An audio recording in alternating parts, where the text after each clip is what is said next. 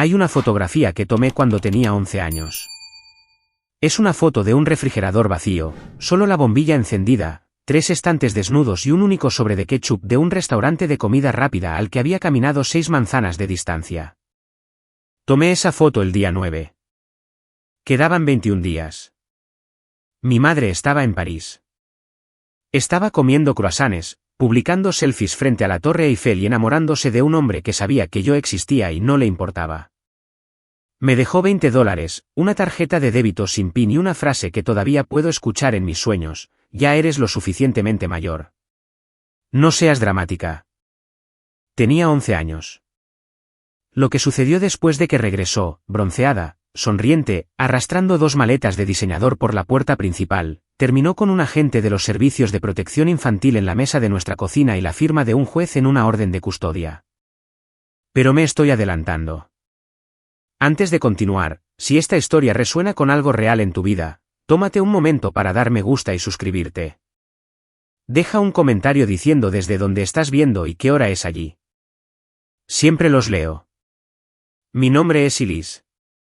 Ahora tengo 24 años. Permíteme llevarte de vuelta a un martes de junio, el día en que mi madre me entregó un billete de $20 y salió por la puerta durante 31 días. Pero primero, antes de llevarte de vuelta a ese verano, necesitas entender algo. Para cuando tenía 24 años, había construido una vida que no incluía a Janine Eul. No porque la odiara, sino porque finalmente tenía aire para respirar.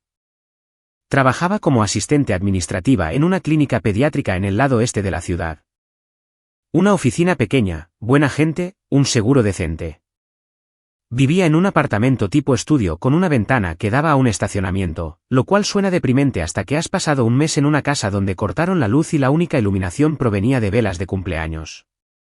¿Un estacionamiento con una farola que funciona? Eso es un lujo. Mis mañanas eran simples: café, tostada, autobús al trabajo. Respondía teléfonos, archivaba expedientes, programaba citas para niños que tenían padres que realmente se presentaban. Hay una ironía ahí que no aprecié al principio. Fue un jueves de octubre cuando todo se resquebrajó de nuevo. Salí de la clínica a las 5:15, llaves en mano, ya pensando en la pasta que había sobrado en mi refrigerador. Y entonces la vi. Una mujer de pie junto a mi coche en el estacionamiento. Más delgada de lo que recordaba. El pelo teñido de un tono de rubio que no coincidía del todo con sus raíces. Ropa que parecía haber sido bonita, tal vez hace 2 o 3 años. Me tomó 4 segundos completos reconocer a mi propia madre. Ella sonrió. Esa sonrisa, la que siempre significaba que necesitaba algo. Hola, nena. Te ves tan crecida. Dejé de caminar, 3 metros entre nosotras. Mis llaves se clavaron en la palma de mi mano porque mi mano estaba temblando, y no me había dado cuenta hasta ese momento. Inclinó la cabeza, suavizó la voz, un gesto que yo había visto 1000 veces. No vendría hasta aquí si no fuera importante, Elise, lo sabes. Yo no lo sabía. Lo que sabía era que la última vez que esta mujer estuvo cerca de mí, pesaba 30 kilos y un juez tuvo que intervenir. Pero no había terminado de hablar. Su segunda frase me lo dijo todo. Necesito tu ayuda con algo. No tardará mucho. 13 años de silencio. Y comenzó con un favor. Debería haberme subido a mi coche y haberme ido. Lo sé ahora. Pero hay algo que sucede cuando creces siendo invisible. Cuando alguien finalmente te mira, incluso la persona equivocada, tu cuerpo se congela antes de que tu cerebro se ponga al día. No la invité a mi apartamento. Eso sí lo logré. Caminamos hasta una cafetería a 2 manzanas de la clínica. Pedí un café solo. Ella pidió un café con leche de vainilla con leche de avena y espuma extra, y luego sonrió al barista como si fueran viejos amigos. Empezó con una charla trivial: mi trabajo, mi apartamento. Oh, te ves tan sana, tan bonita. Cumplidos que llegaron 13 años demasiado tarde, envueltos en una voz que no se había ganado el derecho de entregarlos. Esperé. No tardó mucho. Janine estaba solicitando un puesto en un centro de vida asistida, algo en el cuidado de pacientes. La verificación de antecedentes la había señalado. Un registro en el Registro Central del Estado. Negligencia infantil corroborada en su expediente. Mi nombre. No podía ser contratada. Se inclinó hacia adelante, bajó la voz como si estuviera compartiendo un secreto en lugar de pedirme que borrara uno. Todo lo que necesito es que escribas una carta. Solo di que la situación fue exagerada, que estabas bien, y luego firma la solicitud de eliminación de antecedentes. Es un formulario simple, Elise. Removió su café con leche, con la mirada fija, esperando. Y entonces dijo aquello: me lo debes, Elise. Te di un techo sobre tu cabeza durante 11 años. Cometí errores, de acuerdo. Pero no eres la única que sufrió. Me quedé mirando la espuma que se arremolinaba en su taza, y por un momento, ya no tenía 24 años. Tenía 11, de pie frente a un refrigerador abierto sin nada dentro más que una bombilla y un sobre de ketchup.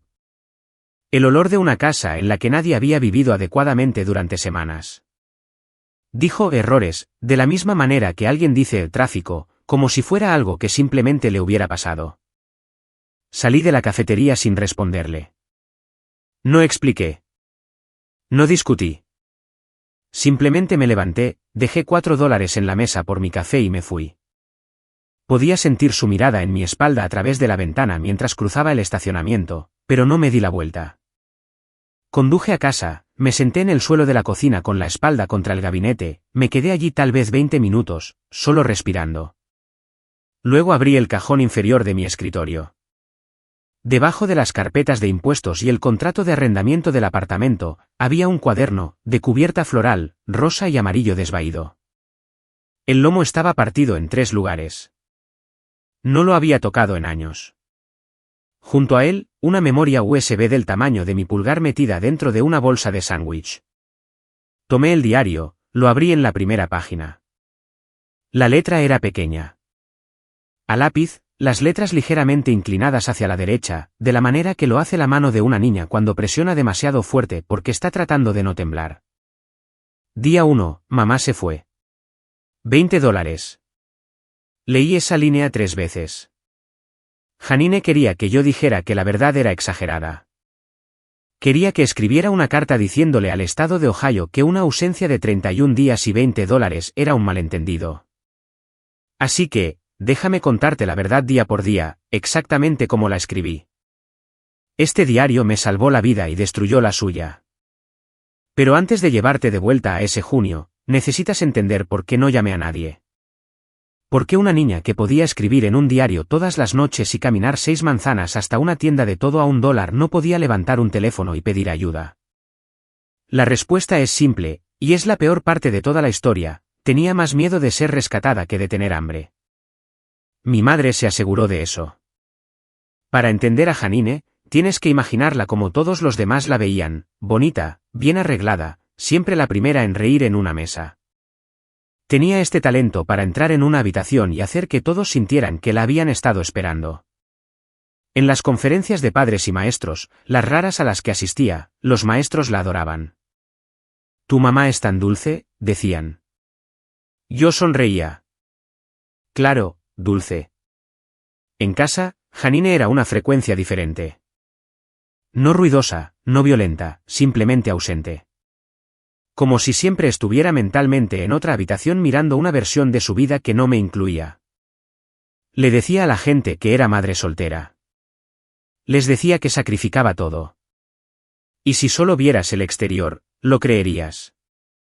Trabajaba en una oficina de bienes raíces respondiendo teléfonos. Llegaba a casa cansada. Recalentaba lo que fuera más barato. Esa parte era real. Ser madre soltera es brutal, y no pretenderé que no lo es. Pero esto es lo que el exterior nunca vio. Cuando tenía 8 años, tuve una fiebre que duró 4 días. Janine tenía la fiesta de cumpleaños de una amiga el segundo día. Dejó una olla de sopa en la estufa, ya fría, y me dijo que tomara la medicina que estaba en el mostrador.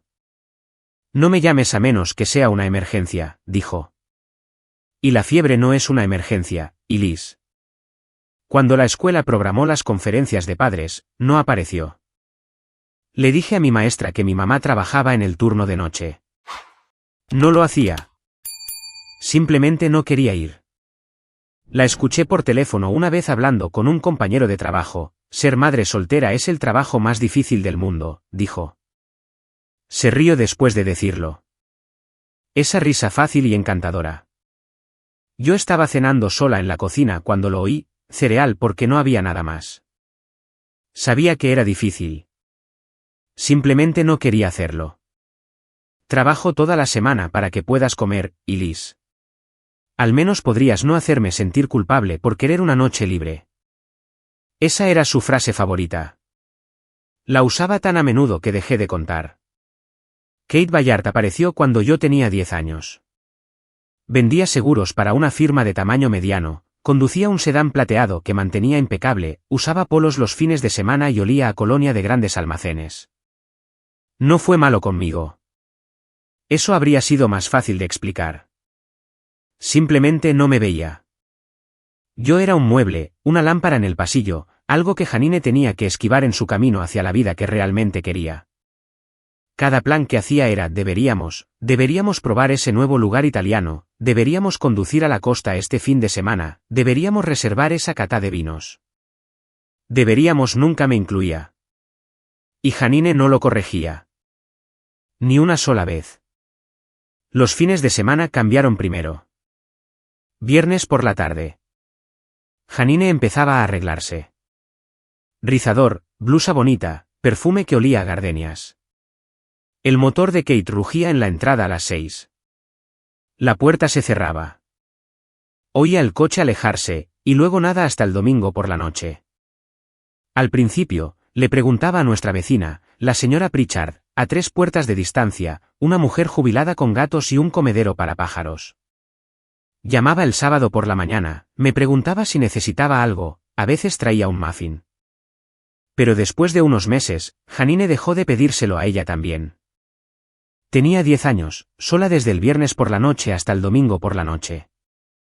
Aprendí a hacer ramen, a poner una alarma, a cerrar el cerrojo 2 veces. Una tarde, Janine se olvidó de recogerme de la escuela. Simplemente se olvidó. Ella y Kate estaban cenando en algún lugar. Me senté en el banco de enfrente durante 2 horas mientras el cielo se oscurecía, y el guardia de seguridad finalmente la llamó. Llegó sonriendo, le dijo al guardia, «Oh, Dios mío, el trabajo estuvo una locura hoy. Lo siento mucho». En el coche, silencio. Ni una palabra, ni una disculpa. El motor zumbaba. La colonia de Kate perduraba en el asiento del pasajero. Yo también merezco ser feliz, Elise. No me hagas sentir mal por vivir mi vida. Empecé a escribir en un diario ese otoño. No porque nadie me lo dijera, sino porque si no lo escribía, empezaría a creer que nada de eso era real. Había una persona en el mundo que me hacía sentir que existía, mi abuela, Ruth Perry. Todos los domingos cuando era pequeña, antes de Kate, antes de los fines de semana sola, la abuela Ruth me recogía y me llevaba a su casa. Tenía una cocina pequeña que siempre olía a mantequilla y romero. Cocinaba mientras yo leía en la mesa, y a veces me hacía preguntas de vocabulario mientras revolvía la salsa. Me compró mi primer diario, uno morado con una mariposa en la cubierta. Anota las cosas que importan, me dijo. Incluso las cosas difíciles, especialmente las cosas difíciles. Pero Janine y Ruth no se llevaban bien. Empezó el año que cumplí 9. Ruth llevó a Janine a un lado después de un almuerzo de domingo y dijo en voz baja pero clara, «Janine, no estás cuidando a esa niña como ella necesita». Ese fue el final. Janine nos llevó a casa en silencio. Para la semana siguiente, el número de Ruth había sido borrado del teléfono de la casa. Cuando pedí la dirección de la abuela, Ruth había vendido su antigua casa y se había mudado a un lugar más pequeño. Janine dijo, «Tu abuela ya no quiere verte, Elise». Me lo dijo ella misma. Tenía 9 años. Le creí a mi madre. No era cierto. Nada de eso. Ruth lo había intentado. Condujo hasta nuestra casa 3 veces ese año y llamó a la puerta. Janine no respondió. Ruth enviaba tarjetas de cumpleaños cada año. Janine las interceptaba todas. Me enteré de esto mucho después. Y cuando lo hice, algo dentro de mí se rompió en un lugar que no sabía que había estado manteniendo unido. 3 llamadas a nuestra puerta. Puedo imaginarlo. El timbre sonando 1, 2, 3 veces. Luego silencio. Ruth de pie en el porche con una tarjeta en la mano, esperando una puerta que nunca se abriría. Tu abuela es tóxica, Elise. Quiere controlar todo. Por eso tuve que cortar con ella. Por nosotras. Por nosotras. Siempre decía nosotras cuando se refería a sí misma. La última pieza que necesitas antes de llevarte a ese verano es el cerrojo que Janine le puso a mi silencio. Tenía 10 años. Mi maestra de ese año, la señora Godwin, había notado algo. Yo llevaba el mismo almuerzo todos los días. Un sándwich de mantequilla de maní en pan blanco. Nada más. Una tarde, preguntó con delicadeza, Elise, ¿tu mamá te prepara el almuerzo o lo haces tú misma? Casi le dije la verdad, casi, pero me contuve y dije que mi mamá estaba muy ocupada. La señora Godwin asintió. Lo dejó pasar. Esa noche, cometí el error de mencionarlo, casualmente. Mi maestra preguntó sobre mis almuerzos hoy.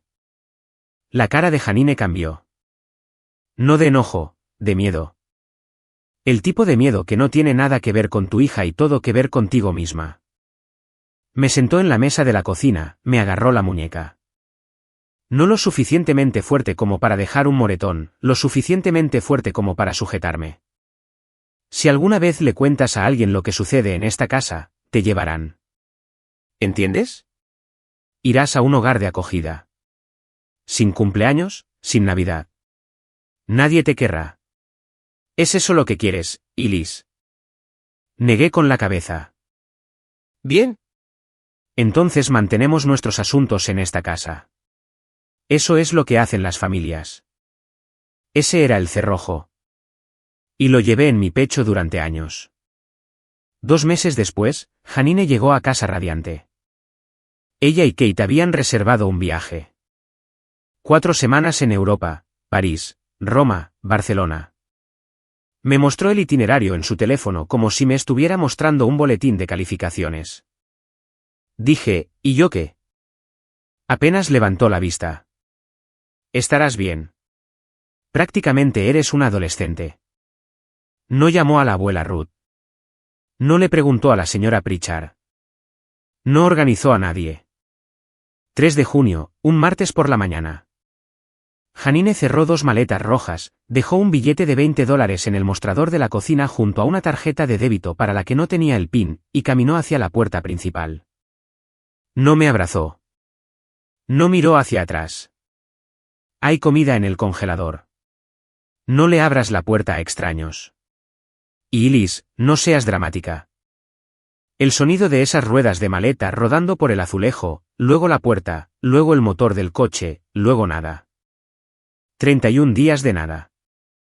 Me quedé en la ventana y vi su coche doblar la esquina.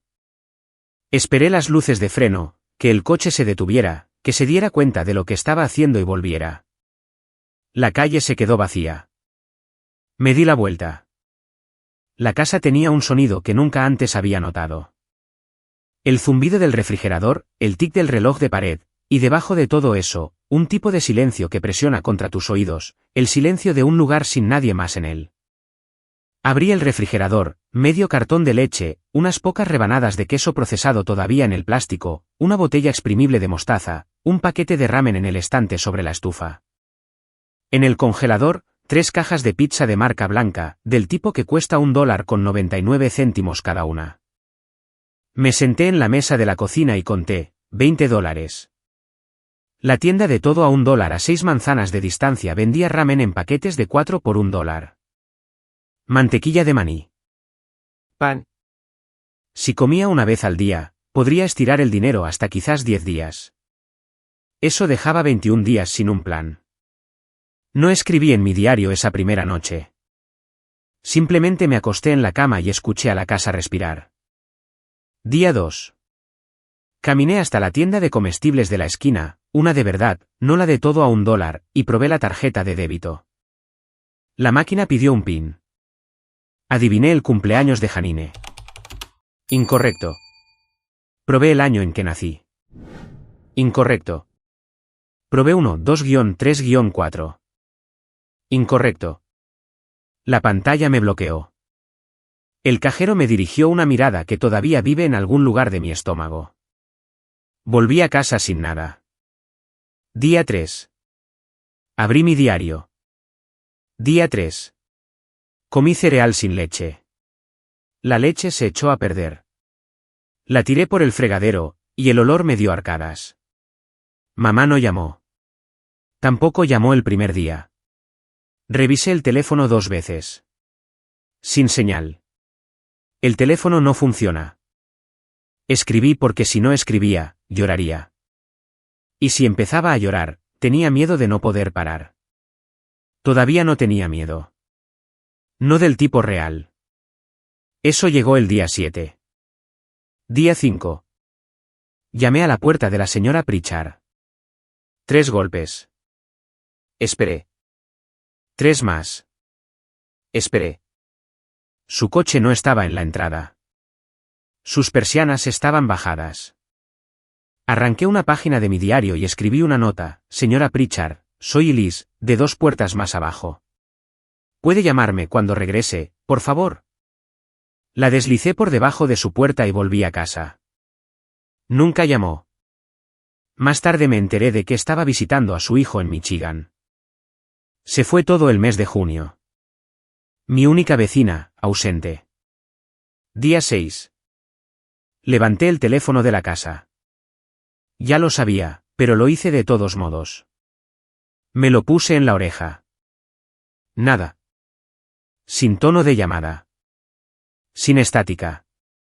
Solo plástico muerto. Me lo apreté contra la oreja 7 veces ese día, como si tal vez la 7ª vez fuera diferente. Janine no había pagado la factura del teléfono. Tal vez se olvidó. Tal vez no. Podría haber caminado a alguna parte. La estación de policía estaba quizás a 12 manzanas de distancia. Sabía dónde estaba. La había pasado en el autobús escolar. Me puse los zapatos. Me paré en la puerta principal con la mano en el pomo, y escuché su voz: te llevarán. Hogar de acogida. Sin cumpleaños. Sin Navidad. Nadie te querrá. Me quité los zapatos, me senté en el suelo, me quedé allí hasta que la luz a través de las cortinas se volvió naranja. Esa noche, abrí el portátil. El viejo ordenador de sobremesa de Janine que había dejado porque era demasiado pesado para llevarlo.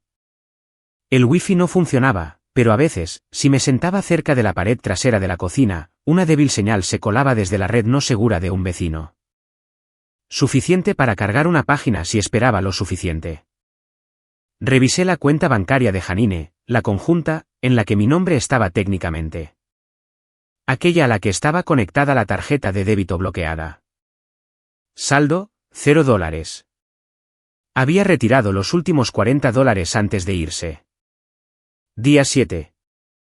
Tengo miedo, pero no puedo decírselo a nadie porque entonces todo empeorará. Me quedan $11. $11. Quedan 24 días. Para el día 9, podía sentir que mi cuerpo empezaba a discutir conmigo. No el hambre como lo piensas. No del tipo me salté el almuerzo. El tipo que se asienta en la parte baja de tu estómago y zumba. Un dolor constante de baja frecuencia. Comía una vez al día. Un sándwich de mantequilla de maní si tenía pan. Ramen solo si no tenía. Las 3 pizzas congeladas se habían acabado desde el día 6. El día 10, caminé a la tienda de todo a $1. Me quedaban $7 y algo. Necesitaba ramen, pan, tal vez otro frasco de mantequilla de maní si podía permitírmelo. Estaba haciendo los cálculos en mi cabeza cuando pasé por el expositor cerca de las cajas. Cámaras desechables. $3.99. No sé por qué cogí una. Eso no es cierto. Sí lo sé. Sabía exactamente por qué. Porque cuando Janine volviera a casa, diría que estaba mintiendo. Diría que estaba siendo dramática. Pondría los ojos en blanco y me diría que hubo comida en la casa todo el tiempo. La había visto hacerlo toda mi vida. Remodelar la historia hasta que lo que realmente sucedió dejara de ser real. No esta vez. Compré la cámara. Fui a casa. Abrí el refrigerador y tomé una fotografía. Estantes desnudos, una bombilla, un sobre de ketchup de un restaurante de comida rápida al que había caminado 3 días antes y gastado $1.70 en unas patatas fritas pequeñas. Fotografié el extracto bancario en la pantalla del ordenador, $0. Fotografié el calendario colgado junto a la estufa, cada día tachado a lápiz. Fotografié la nota que había dejado bajo la puerta de la señora Pritchard, todavía visible a través del hueco. Día 12. Se fue la luz. Sin previo aviso, solo oscuridad. El zumbido del refrigerador se detuvo, y la casa se quedó tan silenciosa que podía oír los latidos de mi propio corazón. Janine tampoco había pagado la factura de la luz. Encontré una caja de velas de cumpleaños en el cajón de los trastos. Quedaban 12 de mi 10º cumpleaños, el único cumpleaños en el que se había molestado en poner una tarta. Encendí una, me senté en la mesa de la cocina con mi diario. La vela hacía que mi sombra se viera enorme en la pared. Entonces recordé que el ordenador tenía una cámara web, y la batería de respaldo del SI todavía tenía carga. Abrí el portátil, le di a grabar. No planeé qué decir. Simplemente hablé. Día 12. Está oscuro.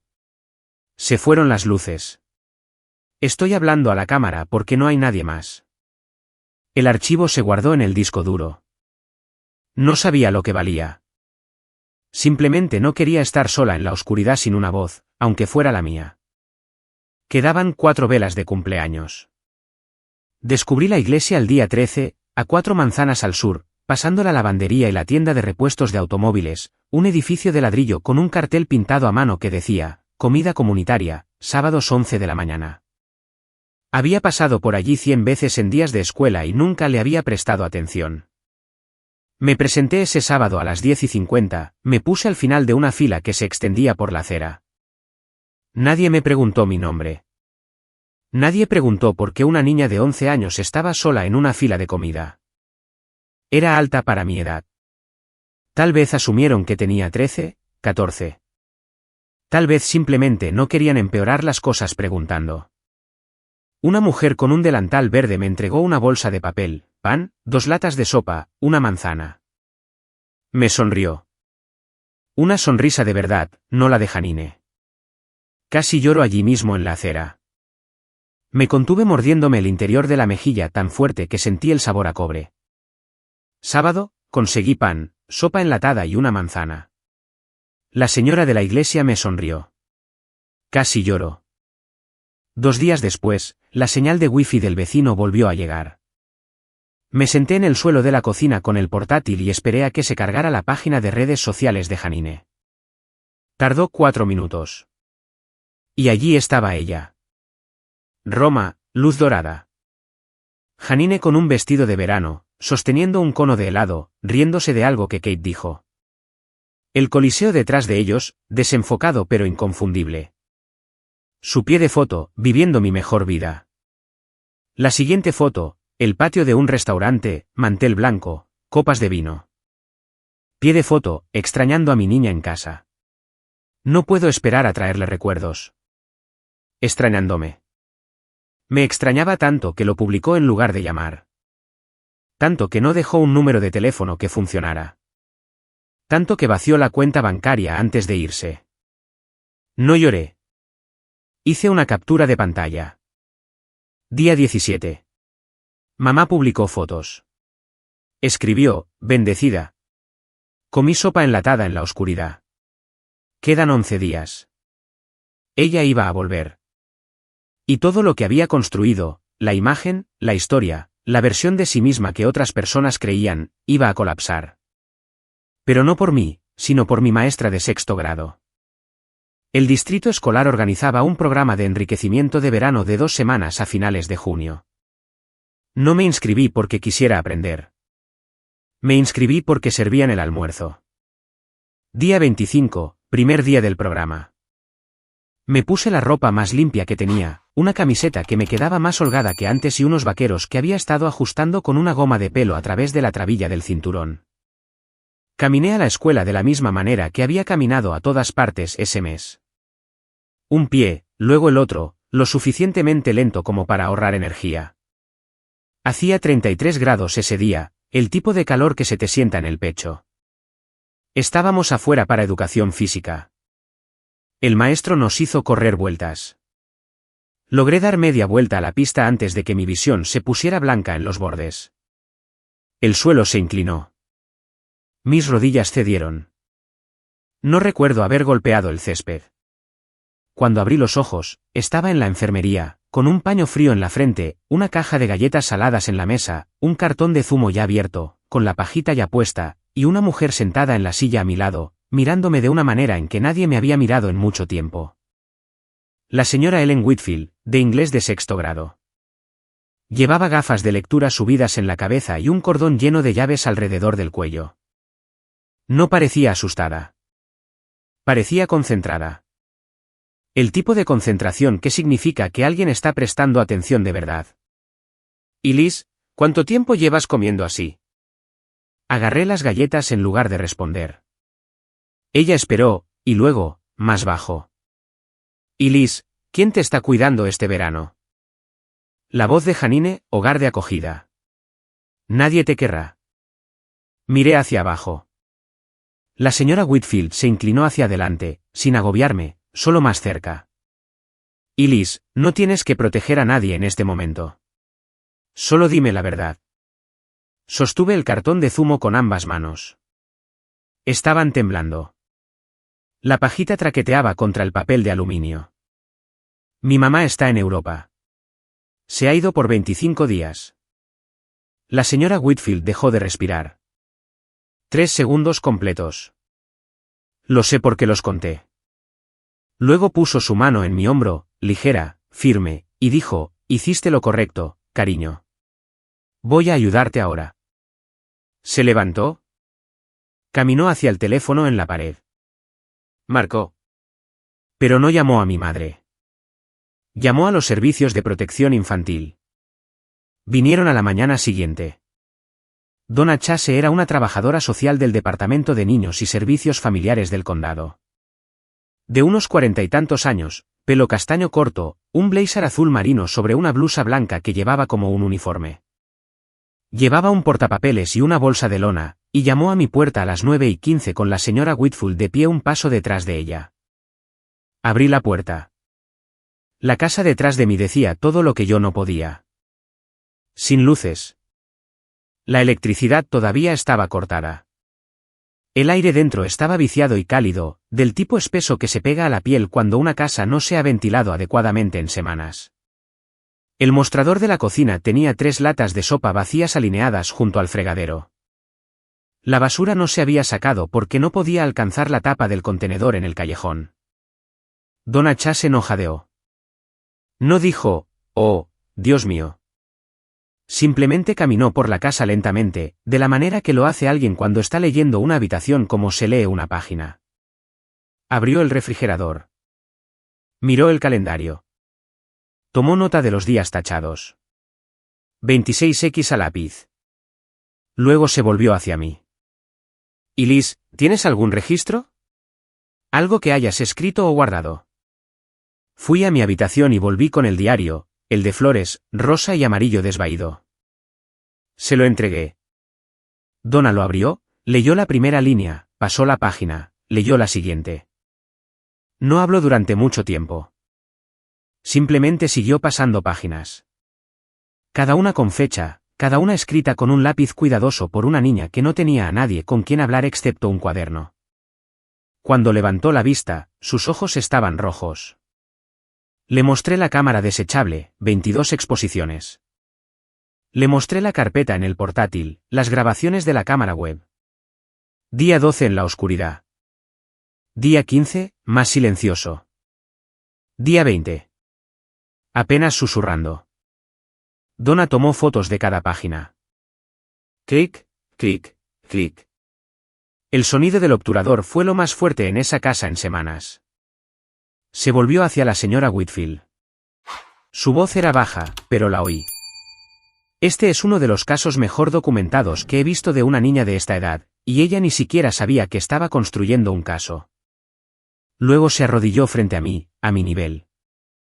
Y Liz, no estás en problemas. No has hecho nada malo. Necesito que entiendas eso. Asentí. No confiaba en mi voz. Vamos a encontrar a tu abuela. Donna Chase hizo 3 llamadas esa tarde. Le tomó menos de 1 hora encontrar a Ruth Perry. Vivía a 45 minutos de distancia. Mismo condado, un alquiler de 2 habitaciones cerca de un huerto comunitario. Había estado allí durante 3 años, desde que Janine la apartó. Y nunca había dejado de intentar contactarme. Donna lo confirmó. Cartas enviadas, tarjetas devueltas, visitas sin respuesta. Janine había construido un muro entre yo y la única persona que realmente se preocupaba. Y me había dicho que era al revés. Día 27, 4 días antes del vuelo de regreso de Janine. Estaba sentada en los escalones de la entrada cuando el coche se detuvo. Un sedán azul, modelo antiguo, limpio. La puerta del conductor se abrió y salió una mujer. Pelo plateado en una trenza baja, gafas en una cadena alrededor del cuello, zapatillas de deporte, vaqueros, un cardigan que parecía que lo había estado usando desde que yo era pequeña. Me vio. Dejó de moverse. Un pie en la acera, el otro todavía en la calle. Se llevó la mano a la boca y la mantuvo allí. Estaba más delgada. Podía verlo desde la entrada. Mis clavículas se veían a través de mi camiseta. Mis pantalones cortos colgaban bajos en mis caderas. Caminó hacia mí lentamente, como si tuviera miedo de que pudiera desaparecer. Luego me abrazó, y lo olí, mantequilla y romero. Igual que cuando tenía 6, 7, 8 años. Mañanas de domingo en su cocina. Palabras de vocabulario sobre la salsa. Un olor que pensé que nunca recuperaría. Estoy aquí, dijo. No me voy a ir. Firmó los formularios de tutela de emergencia esa tarde. Empaqué una mochila, el diario, la cámara, la memoria USB en la que había copiado los archivos de la cámara web y 2 cambios de ropa. Eso era todo lo que poseía que importaba. En el coche, Ruth abrió el maletero. Dentro, una bolsa de regalo con papel de seda. La puso en mi regazo. He estado guardando tus regalos de cumpleaños cada año. Seguía esperando. Dentro de la bolsa, 5 tarjetas de cumpleaños, una por cada año desde que cumplí 9. Cada una firmada con tinta azul. Cada una con la misma línea, te quiero, y Liz. Sigo aquí. 5 tarjetas que Janine nunca me había dejado ver. Esa primera noche en casa de Ruth, dormí 9 horas seguidas. No lo había hecho en 30 días. Hizo huevos revueltos por la mañana, puso un vaso de zumo de naranja junto a mi plato sin preguntar si lo quería, se sentó frente a mí y no dijo nada mientras comía. No necesitaba hablar. Solo necesitaba estar allí. Y lo estaba. Pero el tiempo corría. Donna Chase pasó por allí esa tarde. Se sentó con Ruth en la mesa de la cocina, y yo me quedé en la habitación de al lado. La puerta estaba abierta, y no estaba tratando de ocultar el hecho de que estaba escuchando. A Donna no pareció importarle. El expediente ha sido abierto, dijo Donna. Negligencia infantil corroborada. Cuando la señorita Hull regrese al país, será contactada por nuestra oficina. Hemos coordinado con la policía local. Nadie la recibirá en el aeropuerto. No es así como hacemos esto. Pero cuando llegue a la casa, habrá alguien allí. Ruth asintió. Su mandíbula estaba tensa. ¿Qué pasa con Elise? Usted tiene la custodia temporal de emergencia. Eso se mantendrá hasta la audiencia en el Tribunal de Familia. Dado lo que hemos documentado, espero que el tribunal formalice algo a más largo plazo. Me senté en el suelo del pasillo, con las rodillas pegadas al pecho. Podía oírlo todo. Y dentro de mí, 2 cosas estaban luchando. Una parte de mí lo quería. Quería que alguien viera lo que ella había hecho y lo dijera en voz alta. Quería un juez, un expediente, un registro, una prueba de que no era dramática, que esto era real, que importaba. Y otra parte de mí, la parte que todavía la llamaba mamá en mi cabeza, estaba aterrorizada. Porque una vez que esto sucediera, ya no habría más fingimientos. No se podía volver a la versión de nosotras en la que ella era solo una madre soltera cansada y yo solo una niña tranquila. ¿Alguna vez has querido justicia y has tenido miedo de ella al mismo tiempo? ¿Has querido que alguien rindiera cuentas pero también has deseado no tener que ser la razón por la que sucediera? Si conoces ese sentimiento, dímelo en los comentarios. Porque a los 11 años, no tenía un nombre para ello. Solo sabía que mis manos no dejaban de temblar. 3 días. En 3 días, ella entraría por esa puerta esperando que todo estuviera exactamente como lo dejó. 4 de julio, Día de la Independencia. No se pueden inventar estas cosas. El vuelo de Janine aterrizó a las 4:17 de la tarde. Sé la hora exacta porque Donna Chase llamó a Ruth para confirmarlo. Estaba sentado en los escalones del porche de la casa de Ruth, viendo a los niños vecinos preparar bengalas en su entrada. Podía oler perritos calientes a la parrilla a 2 casas de distancia. En algún lugar de la calle, alguien lanzó un cohete y un perro ladró. Dentro, el teléfono sonó una vez. Ruth lo cogió. La oí decir, entendido. Gracias. Se acercó a la puerta mosquitera. Donna dice que están en posición. Y Liz, quédate aquí conmigo. Asentí. No estuve allí cuando sucedió. Todo lo que estoy a punto de contarte, lo aprendí del informe de Donna Chase y de Ruth, quien habló con Donna esa misma noche. Pero lo he imaginado tantas veces que se reproduce en mi cabeza como una película que no puedo apagar.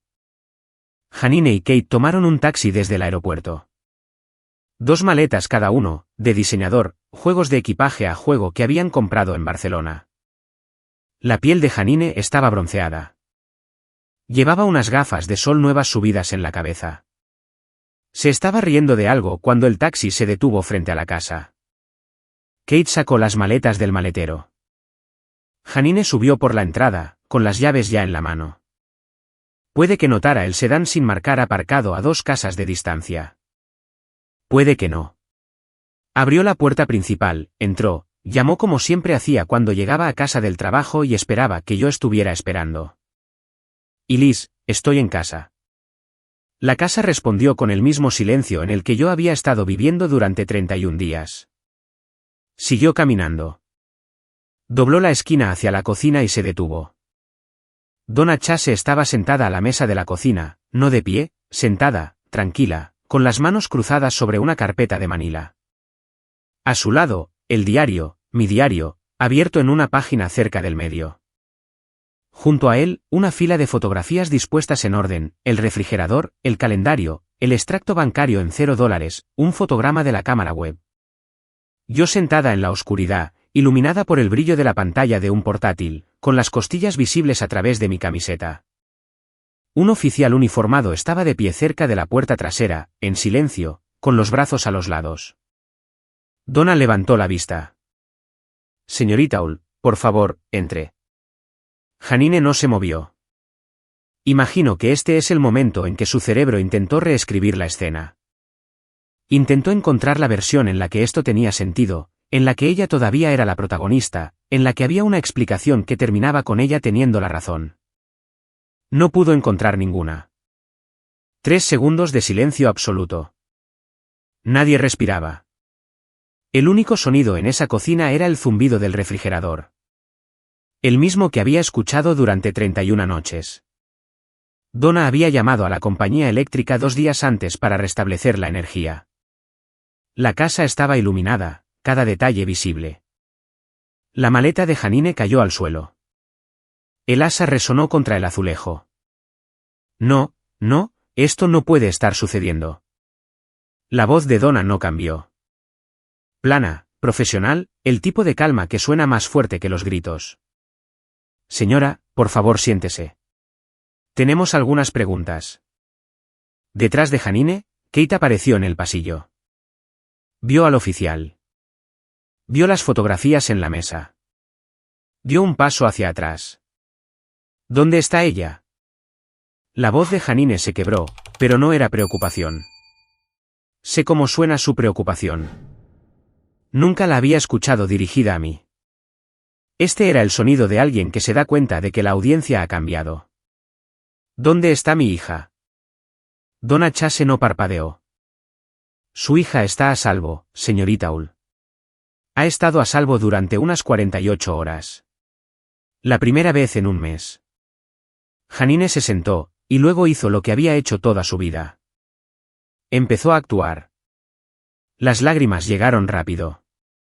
3 segundos exactos, perfectamente sincronizadas. Se presionó las yemas de los dedos bajo los ojos como si estuviera protegiendo un rímel que no necesitaba protección. Ha habido un malentendido. Arreglé que mi vecina la vigilara. La señora Pritchard. Se suponía que debía pasar todos los días. No sé qué. La señora Pritchard estuvo fuera del estado todo el mes de junio, dijo Donna. Lo confirmamos con ella directamente. No tenía conocimiento de ningún acuerdo. Janine se movió. Las lágrimas seguían cayendo, pero sus ojos escaneaban. La cara de Donna, el oficial, las fotografías, calculando. Y Liz tiene tendencia a exagerar. Siempre ha sido sensible. Probablemente no abrió la puerta cuando. Donna cogió una de las fotografías. El refrigerador, estantes desnudos, bombilla, sobre de ketchup. Esto es exagerado, señorita Hull. Janine lo miró, apartó la vista. Soy madre soltera. Su voz se elevó. ¿Tienen idea de lo difícil que es? Trabajo 50 horas a la semana. Necesitaba un descanso. Un descanso. Todos los padres. El oficial habló por primera vez. En voz baja, pero del tipo de silencio que llena una habitación. Señora, dejó a una menor desatendida durante 31 días con $20 y sin teléfono que funcionara. Eso no es un descanso. La boca de Janine se abrió. No salió nada. Entonces Donna hizo algo en lo que pienso hasta el día de hoy. Giró el portátil sobre la mesa. Pulsó reproducir en un archivo. Mi voz, de 11 años, en la oscuridad. Día 12. Está oscuro. Se fueron las luces. Estoy hablando a la cámara porque no hay nadie más. El vídeo se reprodujo durante 41 segundos. Mi cara iluminada por la pantalla. Mis costillas a través de mi camiseta. La vela de cumpleaños derretida hasta convertirse en un cabo sobre la mesa detrás de mí. Janine apartó la cara. No dijo, lo siento. No dijo, oh, Dios mío. Apartó la cara de la pantalla como se aparta la cara de algo que no se quiere ver. No porque sea doloroso, sino porque es una prueba. Señorita Hull, quiero asegurarme de que lo entiende, dijo Donna. No estamos aquí porque Liz la denunciara. Estamos aquí porque su maestra vio a una niña que se estaba muriendo de hambre. Lo que sucedió a continuación fue procesal, metódico, el tipo de devastación silenciosa que llega en papel con membrete oficial. Donna Chase informó a Janine que el Departamento de Niños y Servicios Familiares había abierto un caso formal. El hallazgo, negligencia infantil corroborada. Su nombre sería ingresado en el Registro Central del Estado, un registro permanente accesible para cualquier empleador en salud, educación, cuidado de niños, cuidado de ancianos o cualquier campo que involucre a poblaciones vulnerables. Se programaría una audiencia en el Tribunal de Familia en un plazo de 14 días. La custodia temporal de emergencia de Elise Monroe ya había sido transferida a Ruth Perry, abuela materna. No pueden hacer esto, dijo Janine. Su voz era pequeña ahora, desinflada. ¿Es mi hija? El tribunal lo determinará, señora. Kate permaneció en el pasillo todo el tiempo. No se había sentado, no había hablado desde que llegaron. Ahora, Donna se dirigió a él. Señor Bayard, su nombre aparece en nuestros registros como un adulto conviviente que estaba al tanto de la situación de vida de la niña y participó en el viaje al extranjero. También necesitaremos una declaración suya. La cara de Kate se puso gris. Yo no sabía. Pensé que ella tenía arreglos. Pensé que alguien estaba. Usted compró ambos billetes de avión, señor Ballard. Su tarjeta de crédito. Tenemos los registros de la transacción. Kate miró a Janine, no con amor, no con ira, con la mirada fría y calculadora de un hombre que mide la distancia entre él y la salida más cercana. Kate. La voz de Janine tenía ese filo. El que yo reconocía de la infancia. El que significaba, apóyame o verás. Kate no dijo nada. Miró al suelo, y en ese silencio, algo entre ellos se rompió. No dramáticamente, no con una pelea. Simplemente se resquebrajó silenciosamente. Como el hielo se resquebraja en un estanque antes de ceder. Contrató a su propio abogado la semana siguiente. Representación separada. Quería su nombre fuera del expediente de ella. La relación había terminado, no por una ruptura, sino por una evaluación de responsabilidad. Donna colocó una sola hoja de papel sobre la mesa de la cocina. El aviso de la audiencia. El sonido que hizo al tocar la madera fue casi nada. Un susurro de papel contra el roble. Pero para Janine, bien podría haber sido un mazo. Le di todo, dijo Janine. A nadie, a la habitación, todo. Y esto es lo que recibo. La audiencia en el Tribunal de Familia tuvo lugar un miércoles por la mañana en un edificio que olía a cera para pisos y a café que había estado reposando demasiado tiempo. Llevaba un polo azul que Ruth me había comprado la semana anterior. Lo había planchado esa mañana. Recuerdo ver el vapor salir del cuello mientras lo planchaba. Cuidadosa, precisa. La forma en que alguien te prepara para algo que importa. Nos llevó al centro sin la radio encendida. Ninguna de las dos hablamos. No había mucho que decir que las próximas 2 horas no fueran a decir por nosotras. Janine ya estaba sentada cuando entramos. Tenía un abogado, un hombre con un traje gris que aparentemente Kate había pagado antes de cortar el contacto. El pelo de Janine estaba recogido. Llevaba lápiz labial. Incluso aquí, incluso ahora, estaba actuando para una audiencia. La fiscal del condado que representaba a los servicios de protección infantil era una mujer llamada Sandra Webb. De unos 50 y tantos años, con gafas en una cadena. Hablaba de la misma manera en que Donna Chase escribía los informes. Clara, factual, sin adornos. Leyó de mi diario. Día 1, mamá se fue. $20. La sala estaba en silencio. Día 7. Tengo miedo, pero no puedo decírselo a nadie porque entonces todo empeorará. Me miré las manos. Día 12. No hay luces. Encontré velas de cumpleaños en el cajón de los trastos. Me quedan 4. Alguien en la galería se movió en su asiento. Ese fue el único sonido. Día 25. Me desmayé hoy. Una maestra me ayudó. Fue la primera persona que me preguntó si estaba bien. Sandra dejó el diario. La sala del tribunal tenía el silencio particular de una habitación llena de personas que imaginan en privado a una niña sola en la oscuridad con una vela de cumpleaños. La jueza Margaret Haynes miró a Janine por encima del borde de sus gafas. Señorita Ull, ¿discute alguna de las entradas de este diario? El abogado de Janine se inclinó, le susurró algo. Janine se enderezó. No, su señoría. La jueza asintió. Entonces, señorita Ull, ¿dónde está la tarjeta de débito que le dejó a su hija? Estaba a su nombre. Tenía acceso. La tarjeta estaba bloqueada, señorita Ull. El PIN nunca se le proporcionó a la niña. ¿Era usted consciente de eso? Janine abrió la boca, la cerró, la volvió a abrir. No salió nada. El reloj de la pared sonó 5 veces antes de que la jueza volviera a hablar.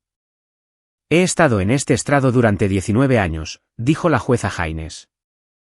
Este diario es una de las pruebas más convincentes que he recibido de un menor. Hizo una pausa.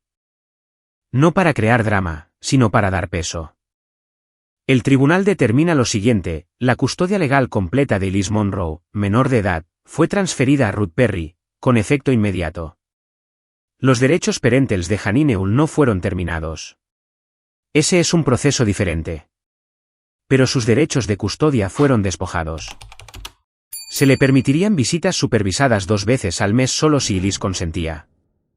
El hallazgo de negligencia infantil corroborada permanecería en el registro central del Estado de forma permanente. Cualquier empleador que realizara una verificación de antecedentes en salud, educación, servicios sociales, cuidado de ancianos o cuidado de niños lo vería. No había fecha de vencimiento. Kate Ballard, listado como un adulto conviviente con conocimiento, recibió un hallazgo separado: no informar de sospecha de negligencia de un menor, prohibido el contacto no supervisado con cualquier menor no biológico. Janine se sentó en la mesa del acusado. Su abogado le puso una mano en el hombro. Estaba llorando. Lágrimas de verdad esta vez. Podía notar la diferencia porque había pasado 11 años estudiando las falsas. Estas eran las lágrimas de alguien que ve cómo algo se le escapa. Pero lo que estaba lamentando no era a mí. Era el control. La capacidad de moldear la historia. Eso fue lo que la rompió. Cuando salimos de la sala del tribunal, Janine estaba en el pasillo. Ruth me tomó de la mano y siguió caminando, con la vista al frente, pero Janine se interpuso en nuestro camino. Me miró, y por un momento pensé, tal vez ahora. Tal vez las palabras. Espero que ahora estés contenta. Eso fue todo. No, lo siento. No, estás bien. No, te fallé.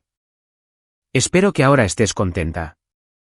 Pasó a mi lado y percibí un rastro de su perfume. Algo caro. Algo nuevo. Comprado en un viaje pagado con dinero que debería haberme alimentado. Ruth apretó mi mano una vez con fuerza. Seguimos caminando. La casa de Ruth era pequeña. 2 habitaciones, un baño, una cocina con una ventana sobre el fregadero que daba a una hilera de plantas de tomate que había estado cuidando durante años. Nada en ella era lujoso. Todo en ella era real. La primera mañana, me desperté con el sonido de huevos rompiéndose en una sartén. Entré en la cocina y había un plato, tostada, huevos, un vaso de zumo. Ruth ya estaba sentada al otro lado de la mesa leyendo el periódico como si fuera un martes cualquiera. Como si hubiera estado allí todo el tiempo. ¿Qué tal tu día?, preguntaba cada tarde. A veces decía bien, a veces decía mal. Escuchaba de cualquier manera. Nunca me dijo que estaba siendo dramática. Los años siguientes transcurrieron como lo hacen los años cuando no se están sobreviviendo. Simplemente pasaron. 7º grado, 9º grado. Empecé a hacer amigos, de verdad. Me uní al club de escritura creativa de la escuela porque una maestra me dijo que era buena con las palabras. Para el 2º año de secundaria, enviaba cuentos a la revista de la escuela. Para el último año, gané un concurso de ensayos. Ruth pegó el certificado en su refrigerador. Todavía estaba allí el último día de Acción de Gracias. No era rica. Su pensión de 26 años como trabajadora postal cubría las facturas y no mucho más. Pero siempre había comida en el refrigerador. Las luces siempre funcionaban. Y cada cumpleaños había tarta.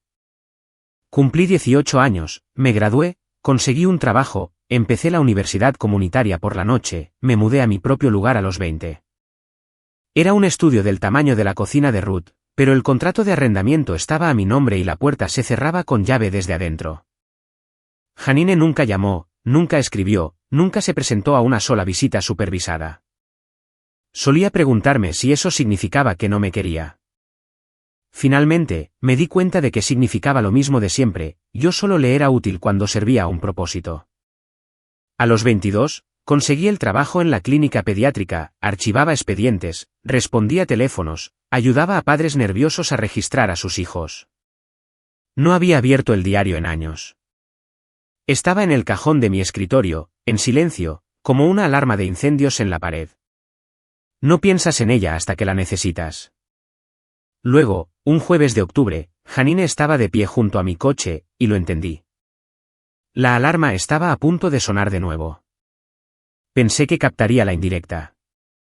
Después de que salí de esa cafetería sin decir una palabra, pensé, eso es todo. 13 años de nada, y ahora volverá a la nada.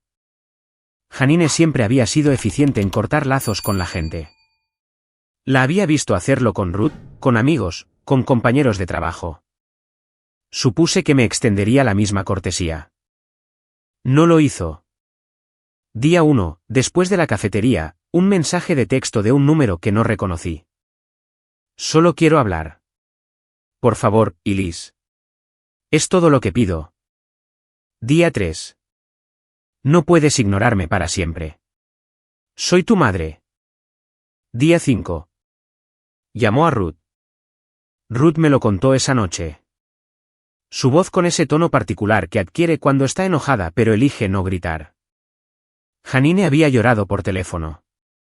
Le dijo a Ruth que yo estaba siendo cruel, desagradecida, que todo lo que quería era una oportunidad para arreglar las cosas, y su propia hija ni siquiera le hablaba. Ruth escuchó. Luego dijo, Janine, tuviste 11 años de oportunidades. Voy a colgar ahora. Colgó. Pero el día 7, Janine encontró otro ángulo. Localizó a una de mis compañeras de trabajo en Facebook, una chica llamada Dana de la recepción, y le envió un mensaje privado. Por favor, dile a mi hija que me llame. Soy su madre y no me habla. No sé qué hice mal. Dana me mostró la captura de pantalla en su hora de almuerzo. Parecía incómoda. No le respondí, pero pensé que deberías ver esto. Me quedé mirando el mensaje. Las palabras, no sé qué hice mal, se clavaron en mi pecho como una astilla. Una parte de mí, la parte vieja, la parte de 11 años, susurró, solo firma el papel. Dale lo que quiere. Es más fácil. Estás bien ahora. Ya no importa. Pero esa noche volví a casa y abrí el cajón. Saqué el diario. Pasé a la página del día 12. No hay luces. Encontré velas de cumpleaños en el cajón de los trastos. Me quedan 4. Todavía importaba. He cambiado, Elise. Decía su último mensaje de texto. Pero ni siquiera me das una oportunidad. ¿Qué dice eso de ti? Decía, finalmente aprendí lo que ella pasó 11 años tratando de quitarme a golpes, que se me permitía decir que no. Llamé a la clínica de asistencia legal de mi antigua universidad comunitaria un lunes por la mañana. Sabía de la clínica porque había pasado por su oficina cada semestre durante 2 años. Consultas gratuitas para estudiantes y exalumnos. Nunca las había necesitado antes. Ahora sí. El abogado que tomó mi caso se llamaba Paul Beckett. De unos 30 y tantos años, gafas de montura de alambre, el tipo de persona que bebe su café solo y lleva un bolígrafo detrás de la oreja. Escuchó todo, los mensajes de texto, el mensaje de Facebook, la emboscada en la cafetería. Hizo preguntas tranquilas y precisas. No pareció sorprendido. Podemos enviar una carta de cese y desistimiento, dijo. No es una orden judicial, pero la pone en aviso formal. Si te contacta de nuevo directamente o a través de un tercero o se presenta en tu lugar de trabajo, solicitamos una orden de alejamiento. Esa sí tiene fuerza. La redactó esa misma tarde. La leí 2 veces, la firmé una vez. La carta estaba dirigida a Janine Mariul, no a mamá, no a Janine. Su nombre legal completo impreso en un membrete con la dirección de la clínica legal, citando fechas específicas, incidentes específicos, estatutos específicos. Al final, le pedí a Paul que incluyera un párrafo. No era necesario. No era lenguaje legal, pero necesitaba decirlo. No firmaré ningún documento para eliminar tu registro. Ese registro existe por las decisiones que tomaste. Tenía 11 años. No elegí que me dejaran sola. No elegiré borrar la verdad ahora. Paul levantó una ceja cuando lo leyó. Luego asintió. ¿Lo incluiré? La carta se envió por correo certificado. Con acuse de recibo. Paul también me dijo algo que cayó como una piedra en agua tranquila, incluso si hubiera firmado el formulario de Janine, la eliminación de antecedentes casi con seguridad habría sido denegada. Un hallazgo corroborado en el registro central del Estado requiere nueva evidencia significativa para ser revocado, no solo una carta de la víctima. Janine me había dicho, solo firma, y desaparece. No habría sido así. Me estaba manipulando de nuevo. Una actuación más, un guión más que necesitaba que yo siguiera. La impresora zumbó, el bolígrafo arañó el papel, el sobre se selló. No escribí esa carta para herirla. La escribí para que supiera, la niña que tenía miedo de los hogares de acogida ya no vive aquí. 5 días después de que se enviara la carta, Janine vino a mi lugar de trabajo. Lunes, 9 de la mañana. Estaba en el mostrador de recepción ingresando registros de pacientes. La sala de espera estaba medio llena. Una madre meciendo a un niño pequeño en su rodilla.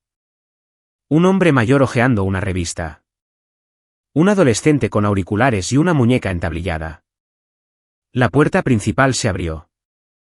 Aire fresco del exterior. Janine, diferente a la del estacionamiento, más delgada, con el pelo más desordenado, los ojos enrojecidos, pero eso podría haber sido real o ensayado. Llevaba un abrigo arrugado y zapatillas de deporte que no combinaban con su bolso. Parecía alguien que está perdiendo una pelea con su propia vida y culpa al árbitro. Tenemos que hablar ahora mismo. No me voy hasta que me escuches. La madre del niño pequeño levantó la vista. El adolescente se quitó un auricular. Me puse de pie. Esto es lo que no hice, no grité. No lloré. No me disculpé. No busqué el teléfono. Hablé al mismo volumen que uso cuando le digo a un padre que la cita de su hijo se ha trasladado al martes. Janine, se te envió una carta de cese y desistimiento hace 5 días. Estás en mi lugar de trabajo. Voy a pedirte una vez que te vayas. No me llames Janine. Soy tu madre. La miré directamente, de la manera que no pude cuando tenía 11 años. De la manera que había pasado 13 años aprendiendo a hacerlo.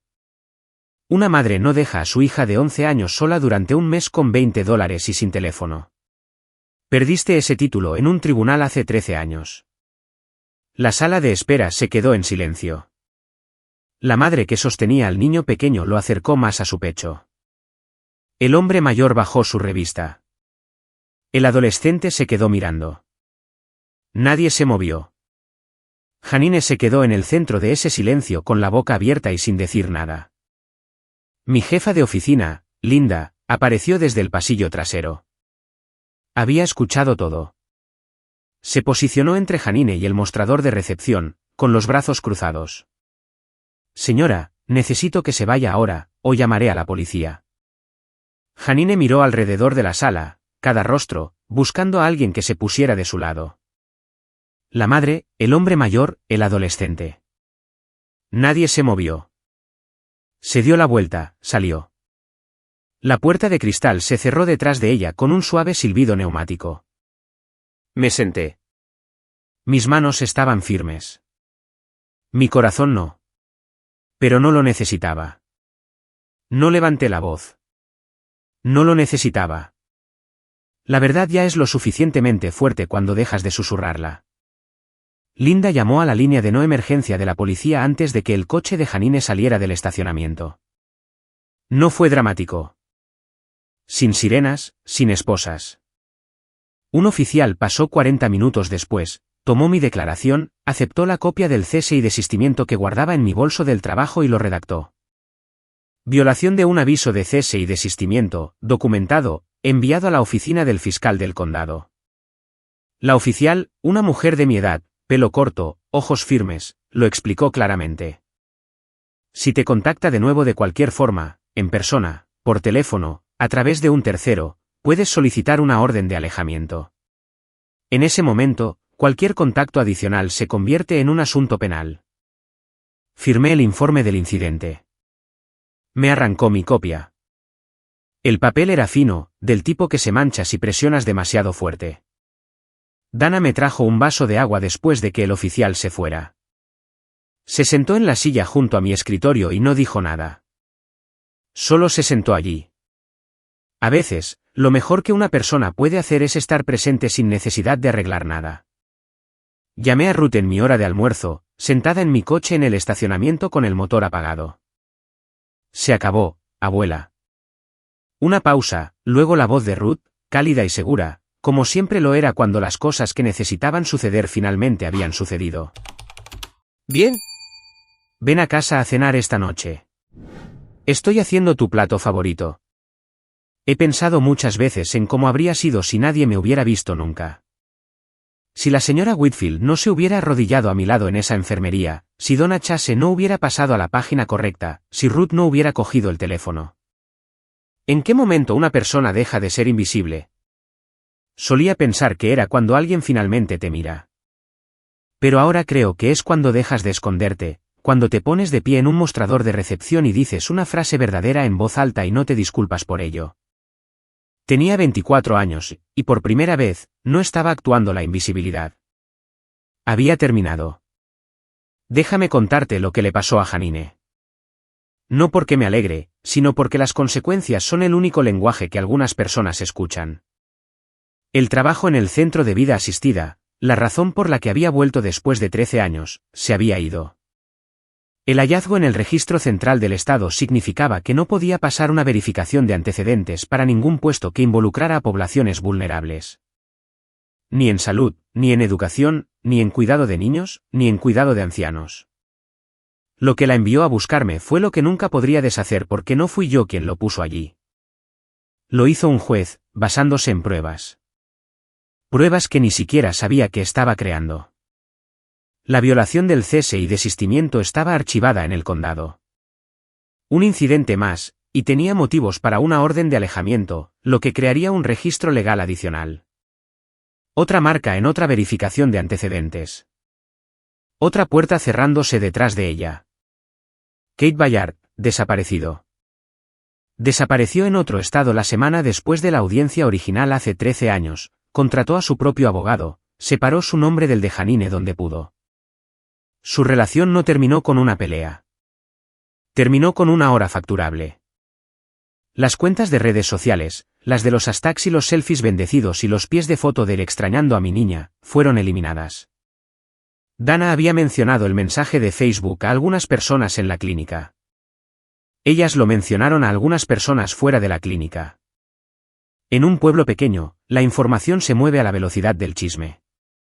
La imagen que Janine había pasado décadas construyendo, madre devota, madre soltera abnegada, se había ido, y ya no podía manipularla porque había un rastro documental desde viviendo mi mejor vida en París hasta una habitación prestada en el apartamento de una amiga, incapaz de conseguir trabajo. No porque la atacara, no porque la expusiera, sino porque me hice a un lado y dejé que las consecuencias que había estado eludiendo durante 13 años finalmente la alcanzaran. No destruí su vida. Ella tomó sus decisiones hace 13 años.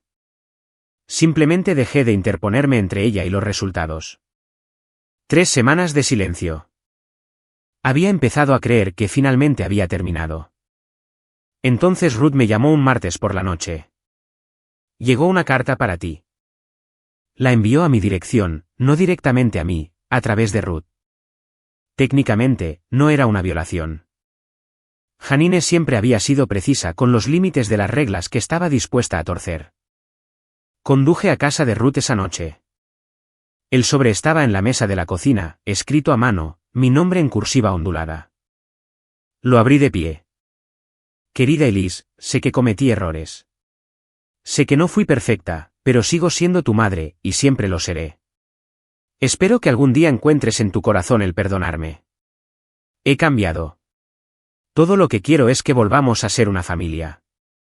Mamá. Postdata, si pudieras reconsiderar la carta sobre mi registro, te lo agradecería mucho. Solo necesito un nuevo comienzo. La leí 2 veces. Escribió, cometí errores. Plural, vago. La forma en que describes recibir una multa de estacionamiento o olvidar devolver un libro de la biblioteca. No la forma en que describes dejar a tu hija sola durante 31 días en una casa sin luz, sin teléfono y sin comida. Escribió, no fui perfecta. Como si la brecha entre perfecta y criminal fuera un error de redondeo. Y luego la postdata, el verdadero propósito, la parte para la que la disculpa era el envoltorio. Una solicitud más, un formulario más, una vez más. Necesitaba que yo realizara una función. Lo firmó con lápiz labial.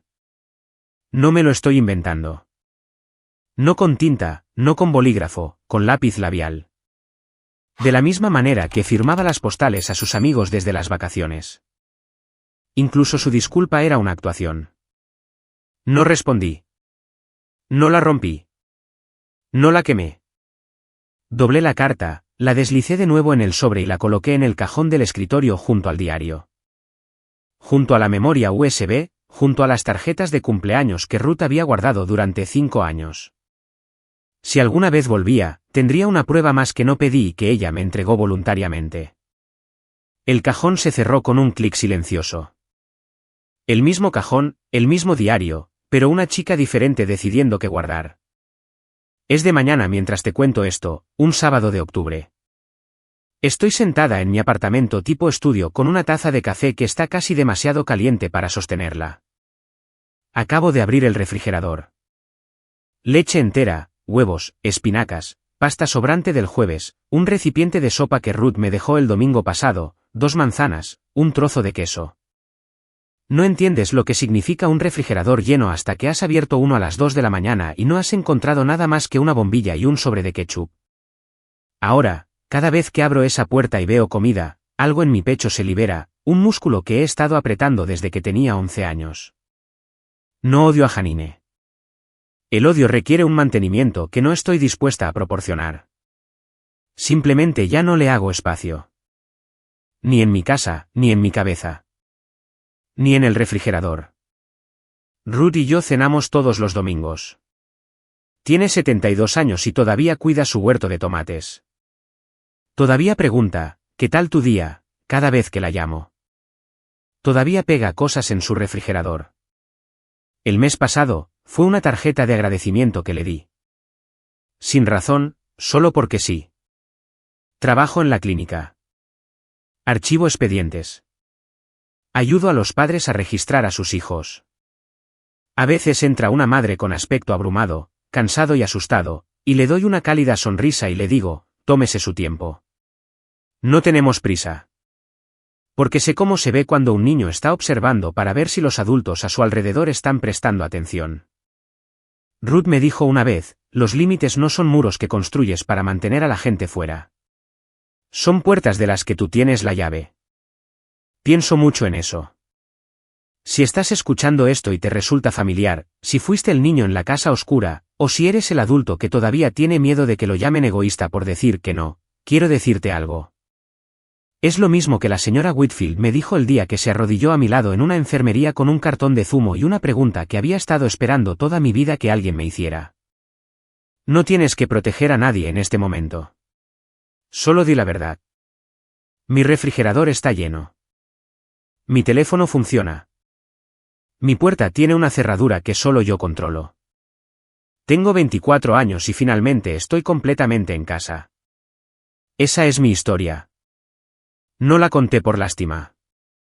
La conté porque el silencio es con lo que personas como Janine cuentan. Y he terminado de estar callada. Si esto te ha llegado, dale a me gusta y suscríbete. Compártelo con alguien que necesite escucharlo hoy. Y si alguna vez has tenido que poner un límite con alguien que lo llamó traición, cuéntamelo en los comentarios. Leo cada uno de ellos. Hay otra historia esperándote en la descripción sobre una chica cuya familia intentó borrarla de una boda y lo que sucedió cuando apareció. En fin, nos vemos allí.